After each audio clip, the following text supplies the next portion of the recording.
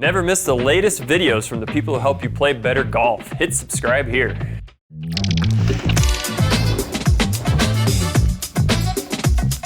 Hey, so we're here with Chris Voshall, Mizuno engineer expert, and I've been looking forward to this because I've seen Chris for maybe 10 years walking around this building or elsewhere, but we've never talked about golf, so I'm excited.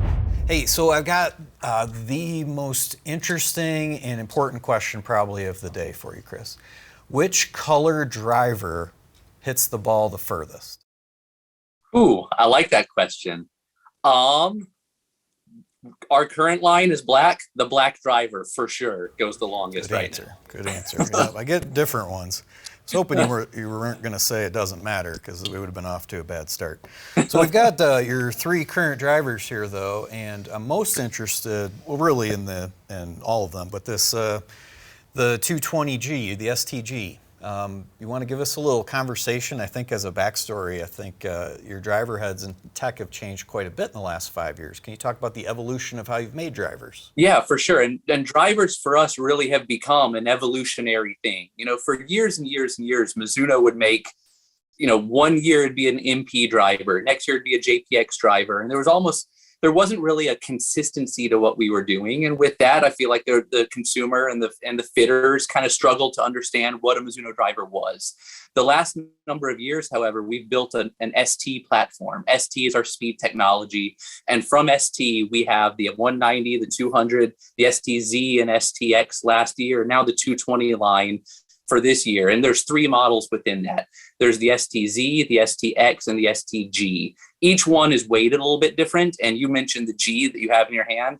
That's the one. The G stands for center of gravity with a lot of moving parts. To me, that's the ultimate fitting tool because there's so much you can do with that to dial in a player for launch angle, spin rate, direction, loft, lie, you name it. Just so many different fitting options.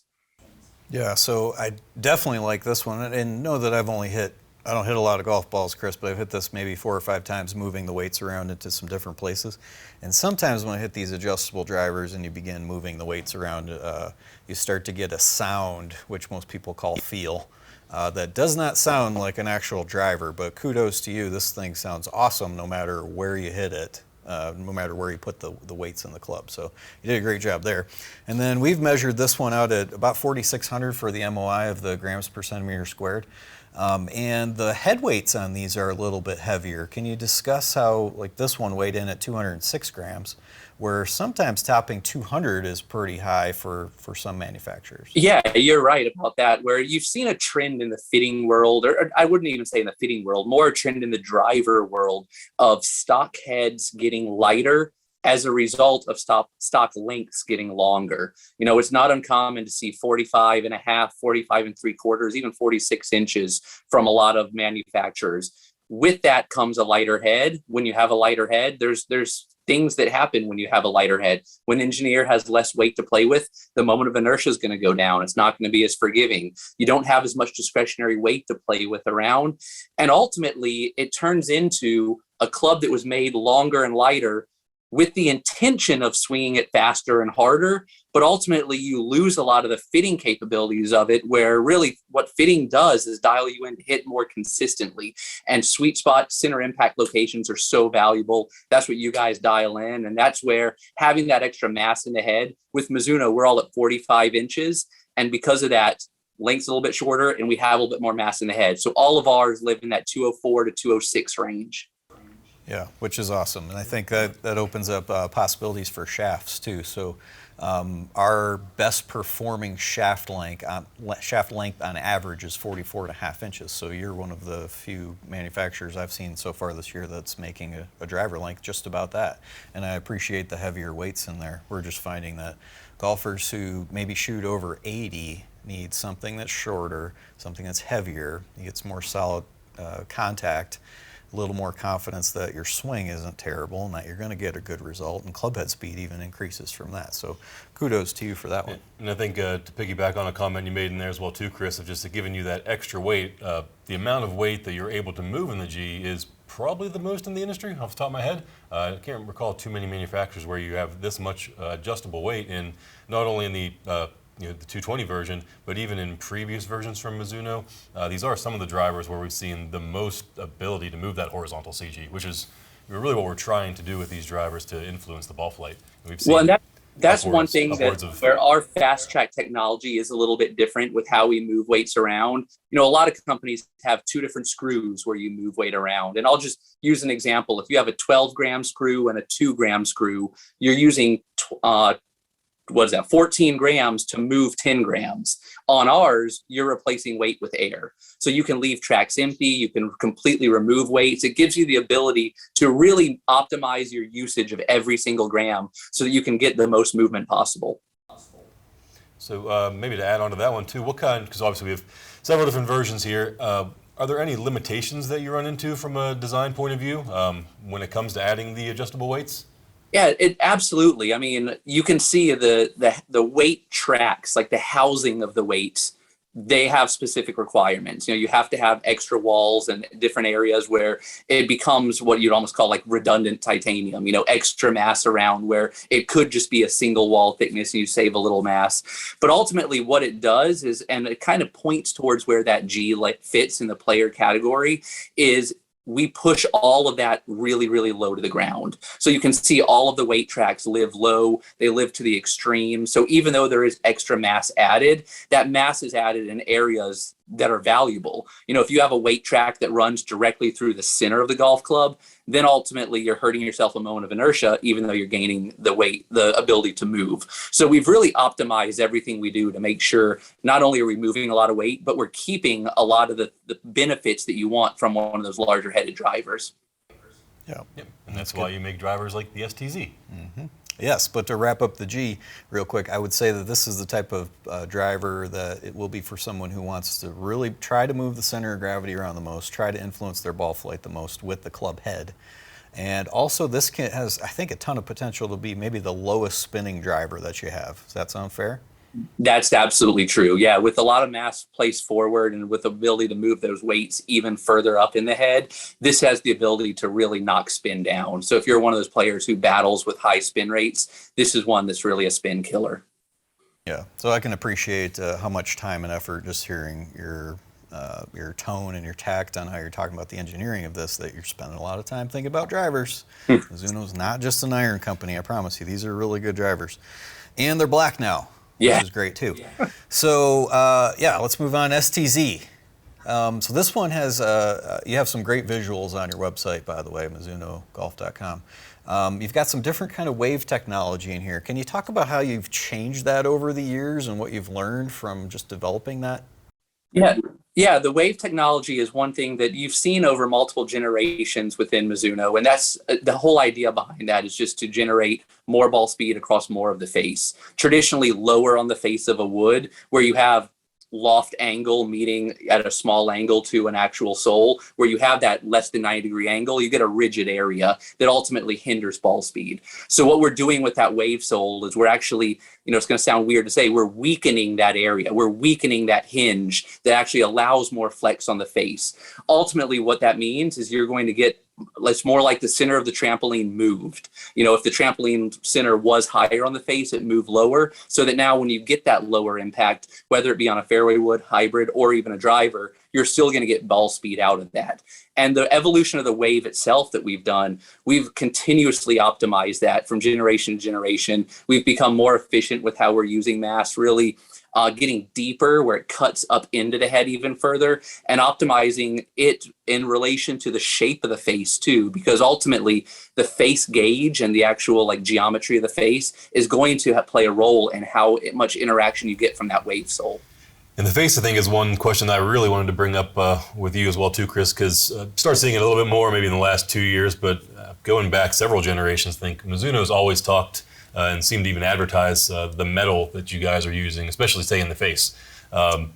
Be curious to get your take on why you think that's so important, and maybe what differentiates the materials just that you're using in the entire construction, but the face in particular. Yeah, so many people think titanium is titanium and carbon is carbon. All these materials are the same across the board, but that's not really the case.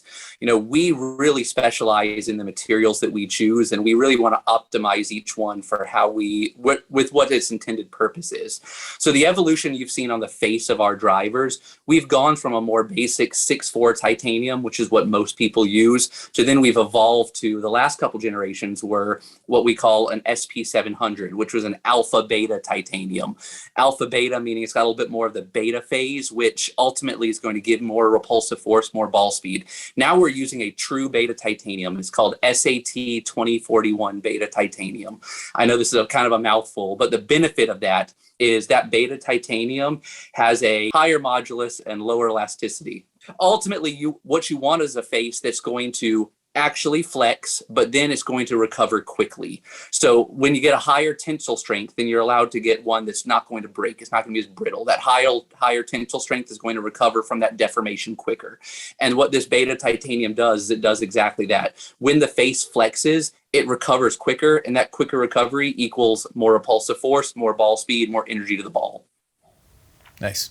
And then I noticed on when we measured all these drivers relative to your 2020 line, you've got a couple hundred grams per centimeter squared of MOI that you've improved upon. Is that mainly from the 20 gram weight, which is some carbon that came into the sole, it enabled you to add some more weight to the back of the club, or how would you best define what you did? Or did you just sprinkle some new magic pixie dust? I wish it were that easy. No, it's a combination of a number of things. Within the new STZ and the STX in particular, the amount of carbon that's displacing titanium is about 40% greater. So that means we're using that lighter material over a larger area, which is going to give us more mass to play with. So ultimately on a driver where the face is the heaviest part, you want to polar weight that. So you want as much mass deep as possible. That's going to increase your moment of inertia. That's going to give you that stability. So on the previous generation, our back weight was between 11 and 13 grams. On our new one, it's 20 grams. And that added 7 grams of discretionary weight that we saved really is where that extra couple hundred MOI points is coming from. Yeah, okay. I think the interesting on that, pretty much across all lines as well, typically, whenever we measure different heads, when the MOIs go up, we tend to see the CGs get higher and higher, which is usually going to be more spin. Where pretty much this entire line's almost done the opposite. The MOI has gone up, but the CG's actually dropped a little bit more. So in general, for most people, that's usually best of both worlds. We'll get super forgiving clubs that should be low spinners as well. So what Brad's trying to say is... too many people that walk in that spin the ball too little. Yeah. You did a nice job. Good we job. Appreciate that. Mizuno is going to be a driver company. I'm excited to see what comes next to this of your line. So Chris, veering away from just Mizuno drivers, if you could make a driver that really cost was no option in the manufacturing and the engineering of it, or you had some technology in the future, what do you think would be super cool to try that you just haven't been able to yet? The cost prohibitive things are really live in the world of adjustability in terms of what we're seeing. There's a lot of cool things we're able to do with fixed weight stuff that we feel like we can get pretty dialed in. But to me, one of the things where, if I could charge $4,000 for this driver, I would love to make one that had some form of adjustability where it wasn't just external to the club, where it was a little bit more internal, where you can really manipulate a center of gravity, not just pulling something in one direction and letting the projected CG adjust from there. One where we could really control things from more of a 3D level as opposed to relatively 2D across the surface. Interesting. Okay. $4,000. I'd buy that driver. Yeah. I wouldn't, but I'll say I would. All right. So we've got the STZ then. So I've got this penciled as for someone who already hits the ball pretty good, straight, and wants a super forgiving and long driver. Does that seem fair? For sure. The Z driver, the naming of the Z comes from concentrating mass along the Z axis. The Z axis being what some call neutral axis, that axis that extends back from the center of the face perpendicular all the way back. So the biggest thing here is a lot of mass that lives low and deep, that adds stability. So the Z is one that's not designed necessarily to be like a workable driver. It's not designed for that player who's wanting to do a lot of shot manipulation. No, and you did a great job with the Z driver too, the CG, and I've got the horizontal CG and the projected CG, and this has basically in the middle of the face, and you did a nice job with that. So I can see this being super long, and the MOI is almost 5,000 grams per centimeter squared, which is super high. So kudos to you on making an awesome driver. Now let's get to the STX driver. STX, yes. Piggyback off of that, who is this one made for? So that's a driver. It's interesting where that driver can kind of get pigeonholed in a place where it doesn't necessarily belong. But the concept behind the STX is moving more mass along the x-axis, the x-axis being in the toe and heel direction. So in general, there's a lot of, thinking of move mass to the heel, it's going to hook, it's going to draw, it's going to do whatever. And in terms of how a head releases, there's some truth to that, meaning that, it makes the moment of inertia about the shaft axis lower. So if a player releases the club through the ball, it is easier to turn over. The head itself, the toe wants to move faster. The interesting side note to that, though, is players who like to work the ball, you could actually, because of that lower CG or lower MOI about the shaft axis, you're actually able to hold and control the face more. The head's not in as much control. The example I like to use is a muscle back. A muscle back iron has the shortest CG to shaft axis. It's not the most draw biased iron out there. It's just the most controllable. So with the STX, this is one that it fits a player who really likes to release the driver and wants the ability to have that ball not go as far right. But also a lot of better players should be looking at this just due to the workability of this club. Interesting. That's good.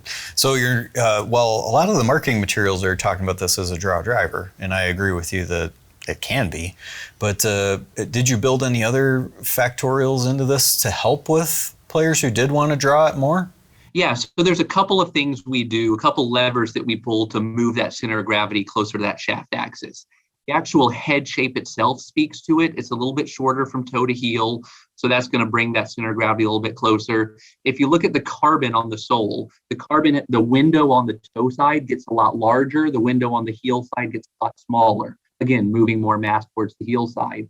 Another one that's almost a little bit hidden is it's actually, if you look from the face view, the hosel bore itself, like the actual shaft axis, it's slightly inboarded, meaning it's like the hosel is pushed towards the center. That's a small little trick you can do too. You don't really visually notice it, but actually helps shorten that center of gravity as well. Very interesting. Okay. And this one's good. Surprisingly, the MOI on this one relative to the Z is basically the same. It's like 50 grams lower. It's not much. And typically, while I know you're not trying to state this as a draw driver, this is your most draw bias driver without maybe playing around with the G too much. But that's a pretty high MOI that we measured using our tools relative to other draw drivers. Did you do that intentionally, or was that just good design and here we are? There's absolutely effort towards doing that, because a lot of the things you'll do to make a driver more draw bias involves pulling that center of gravity shallower and pulling that center of gravity more towards the heel.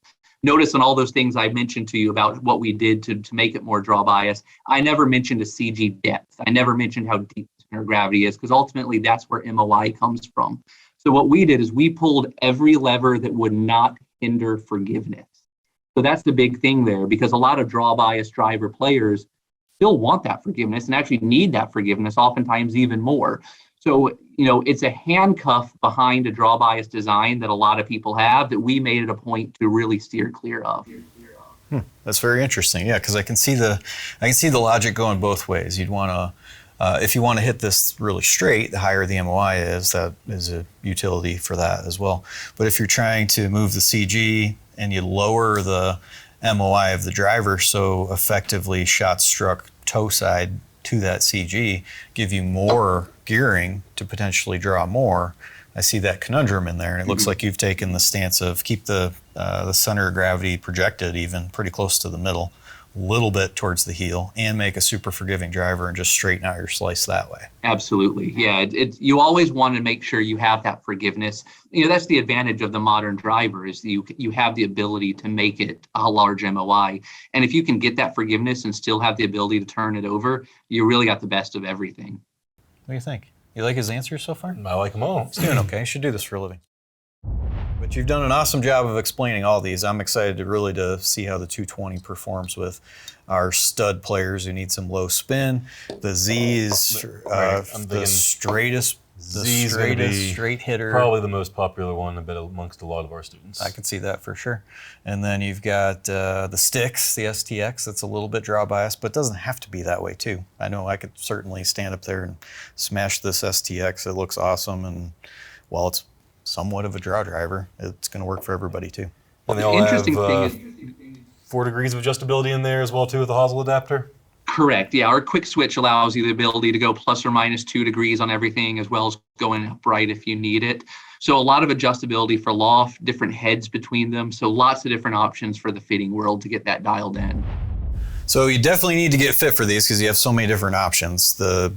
Chris has done a great job of making the adjustability of the loft really convenient. If everyone just grabbed a 9.5 degree driver that fit them with the head shape and the design they actually wanted, you could probably get pretty far on your own, but to really get the best fit, you need someone who really knows what they're doing. So hopefully we can do that with you at GOLFTEC. But thanks for talking some drivers with us, Chris. So next time I want to talk about some irons with you. That gets exciting too. Absolutely. I appreciate it.